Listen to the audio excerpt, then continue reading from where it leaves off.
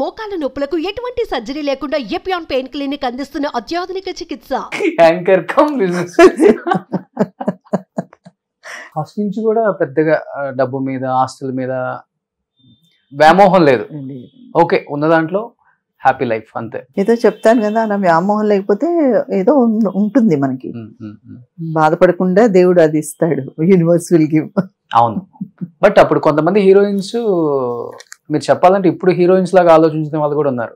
Commercial complex లని మంచిగా investment చేసిన వాళ్ళు కూడా ఉన్నారు కొంతమంది. అంటే మేబీ కొంతమంది పాత వాళ్ళని చూసినప్పటి నుంచి అందరూ కొంచెం జాగ్రత్త పడడం స్టార్ట్ చేశారేమో.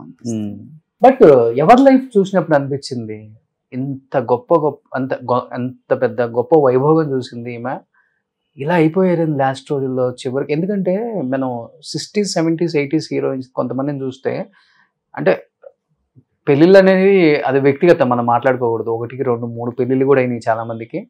బట్ చివరి రోజుల్లో తినడానికి తిండి లేక, ఉండటానికి ఇల్లు లేక, దీనమైన స్థితిలో చనిపోయిన గొప్ప గొప్ప నటీనటులను కూడా చూసాం. అండ్ మీరు దగ్గర నుంచి చూసారు కాబట్టి ఎవరిని చూసినప్పుడు చాలా పెయిన్ఫుల్ గా అనిపించింది, అరే ఇలా జరిగి ఉండకూడదు అని. మిగతా పర్సనల్ లైఫ్ కాదు కానీ సావిత్రి గారిని నేను చూసాను. అలాగా నేను అంటే ఒక ప్రేమ పగానే ఒక సెకండ్ ఆర్ థర్డ్ ఫిల్మ్ లో ఆవిడ ఉన్నారు. నేనున్న సినిమాలో ఆవిడ కూడా కలిసి యాక్ట్ చేశారు. ఒకే ఒక సీన్ లో కలిసి ఉంటాము. బాలయ్య గారి సినిమా అనమాట అది. ఆ సినిమాలో చేశాను. కానీ అప్పటికి అందరికీ మాకు సావిత్రి గారి ఎ బుక్ ఇన్ ఫిల్మ్ ఇండస్ట్రీలో. ఆవిడ ఒక చాప్టర్, అంత మాకు ఇది ఉండేది గౌరవం. అప్పటికీ కొంచెం ఆవిడ బాగాలేరు. తర్వాత నాది ఉరుతల రాగం రిలీజ్ అయ్యి నేను తమిళలో బాగా చేస్తున్నప్పటికీ ఆవిడ టోటలీ ఆరోగ్యం పాడైపోయి బెడ్ రిడెన్ అయి ఉన్నారనమాట. అయితే ఒక రోజు వెళ్ళాను చూడ్డానికి. అసలు అప్పుడు జమినీ గణేషన్ గారు ఆమెతోటే ఉన్నారు, చూసుకున్నారు. అసలు ఇలా మంచం ఉందని, మంచంలో ఇంత చిన్న 10-12 years ఓల్డ్ బేబీ లాగా పడుకుని ఉన్నారు. ఆవిడకి ఏమీ తెలియదు, ష్రింక్ అయిపోయి అలా ఉన్నారన్నమాట. ఇంకా ఆవిడని చూస్తే అసలు నాకు అసలు ఏడుపు ఆగలేదు. ఆ జమినీ గణేషన్ గారు వచ్చి, చూడమ్మా తమిళ్లో பாருமா யாரும் வந்திருக்கா பாரு, ஒருத்தல ரூபா வந்திருக்கு உன்னை பாக்குறதுக்கு అట్లా అని చెప్తుంటే ఆవిడ అసలు కోమాలో ఉన్నారు. కోమాలో అంటే కళ్ళు తెరిచి ఉన్నారండి? లేదు, కళ్ళు మూసుకుని ఉన్నారు. చాలా ఒక చిన్న పాపలాగా ఉన్నారనమాట. ఇంకా ఆ రోజంతా మైండ్ నాకు చాలా I was depressed that day. ఆ తర్వాత ఒక 1 or 2 months లో పోయారు.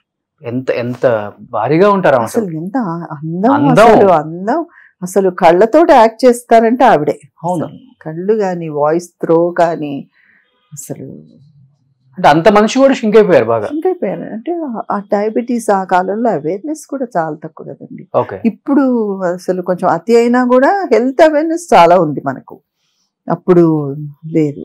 ఆవిడని నేను చూశాను. చివరి రోజుల్లో జమినీ గణేషన్ గారు చూసుకున్నారు. ఆయనే ఉన్నారు. కొంతమంది చూడలేదని చెప్తూ ఉంటారు. ఏమో, నేను నా పర్సనల్ గా నేను చూడ ఆయనే ఉన్నారు. ఇలాగే చెప్పారు కూడా ఆయన హీ వాజ్ ఇన్ మంచి సెన్సెస్. అప్పటికి నేను పెద్ద స్టార్ హీరోయిన్ లాగా పెద్ద హిట్ కదా ఫిల్మ్. నేను వెళ్తే ఆయన లోపల తీసుకెళ్ళి అలా అంటుంటే ఆవిడకి ఏమీ తెలియలేదు. నేనే చూసేసి దండం పెట్టుకుని వచ్చేసి చాలా బాధపడ్డాను. పెద్ద ఇంట్లోనే ఉన్నారు ఆమె? మరీ పెద్ద ఇల్లు కాదు. నేను కూడా మహానటిలో ఫస్ట్ చూపిస్తారు ఒక ఇల్లు, మీడియం హౌస్, ఇండిపెండెంట్ హౌస్, దాంట్లో ఉన్నారు. ఆయన కూడా దాంట్లోనే ఉన్నారు. He took care. లాస్ట్ మాత్రం హీ వాజ్ దేర్, నేను చూసినంత వరకు. అంటే కొంతమంది చెప్పడం లాస్ట్ మూమెంట్ లో ఎక్కడో, అంటే మేబీ ఆ రోజు లేకపోతే ఒక 1 month ముందు, ఏమో తెలియదు నాకు, అంత కరెక్ట్ గా తెలియదు. కానీ నేను ఆవిడ పోవడానికి ఒక 2 months ముందు చూసుంటాను, 1.5 2 months ముందు. అప్పుడు ఆయనే ఉన్నారు.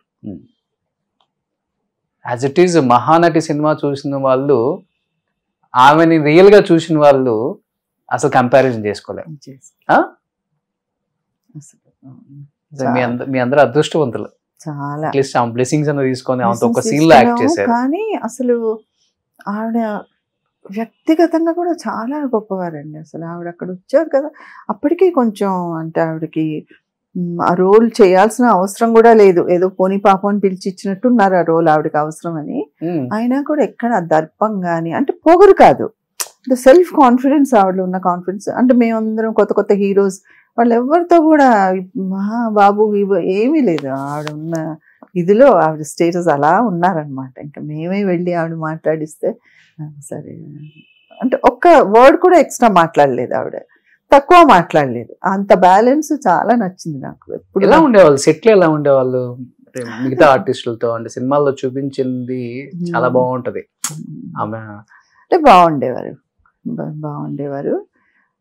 అదే చెప్తున్నాను కదా, ఓవర్గా ఫ్రెండ్లీగాను లేరు, అట్ ద సేమ్ టైం మాట్లాడకుండా పొగరుగాను లేరు, అలా ఉండేవారు. ఓకే, అంటే చాలా న్యాచురల్ అనిపించింది నాకు. Nothing, no acting in her. నేను పెద్ద హీరోయిన్ అని అది చూపెట్టుకోలేదు, లేదు అతిగా మాట్లాడను లేదు. అలా ఋతురాగాలు అనగానే మీ క్యారెక్టర్, తర్వాత ఋతురాగాలు రాజా గారు చాలా గుర్తొస్తుంటారండి. నిజంగా ఆయన చనిపోవటం అనేది ఎవరు మర్చిపోలేరు. సీరియల్లో కూడా సీరియల్ కూడా ఉందండి, మాకు తెలియదు అప్పటికే. And maybe it was starting of his illness. ఆ స్టోరీ పరంగా రాశారు. సీన్ కూడా చాలా బ్యూటిఫుల్ సీన్ చేసేసాము. మాకెవరికీ తెలియదు. అని చాలా మంచి వ్యక్తి అండి. అసలు ఎంత ఒక అమాయకంగా ఉండేవారంటే, అలాంటి అమాయకత్వం ఈ కాలంలో ఉంటారా అనిపించేది. అంత నవ్వుతూ మేము అంటే కొంచెం అక్కడ ఎట్లా ఉండేదంటే, ఎప్పుడైతే మంజు మేము ఉండేసరికి కొంచెం ఆడవాళ్ళ లీడర్షిప్ ఎక్కువ ఉండేది. అలా ఉండేది. ఆయన అన్నిటికీ నవ్వుతూ అలాగే మాట్లాడుకుంటుండే. ఏం సార్ ఇంకా రాలేదు సెట్ కంటే, అయ్యో వచ్చేస్తున్నానమ్మా అనడాలు, అట్లా చాలా బాగుండేవారు. తర్వాత అన్ఫార్చునేట్గా ఇన్సిడెంట్ జరిగిన తర్వాత అది ఆయన అలా సీరియస్గా ఉండేది. మరి నాకు పెద్దగా తెలీదు, బట్ అది టెలికాస్ట్ కూడా అయిపోయింది. ఆయన అయిపోయిన తర్వాత ఆయన పోయారు.